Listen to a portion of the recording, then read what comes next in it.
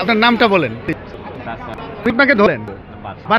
আপনার জানা মতে এই কোর্ট প্রাঙ্গণে কি ধূমপান করা যায়?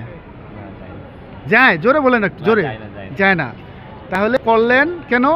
আইন জানেন না যে ধূমপান প্রকাশ্য করা যায় না পাবলিকের সামনে? আর ঢাকা জজ কোর্ট যে ধূমপান মুক্ত এলাকা, এটা শুনেন নাই? টিভিতে পত্রপত্রিকায় গণমাধ্যমে শুনেন নাই?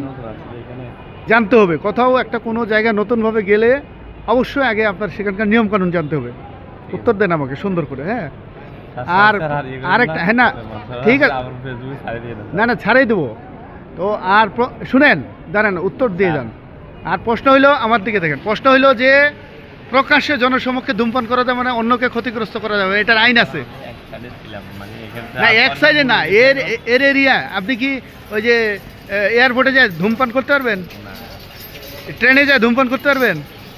এনি পাবলিক প্লেস, শুধু ঢাকা জজ কোর্ট না, আপনি এনি পাবলিক প্লেস, বাংলাদেশের কোনো পাবলিক প্লেসে প্রকাশ্যে জনসমক্ষে আপনি ধূমপান করতে পারবেন না। এই ক্ষমতা আপনার নাই। কোনো সুস্থ মানুষকে আপনি অসুস্থ করতে পারবেন না। আর এগুলো খারাপ কাজ, আইনের দৃষ্টিতেও খারাপ কাজ, ইসলামের দৃষ্টিতেও খারাপ কাজ। এগুলো করবেন না। ওকে, যাক, প্রথমবারের মতো আপনি করছেন। শুধু এখানে না, আপনার চট্টগ্রাম বাড়ি, চট্টগ্রাম জজ কোর্টে যান বা ডিসি অফিসে যান, ধূমপান করবেন না। হ্যাঁ, আর না, ছেড়ে দিতে পারলে তো আরো বেশি ভালো। এটা ছেড়ে দিবেন। ধন্যবাদ, ঠিক আছে, যান।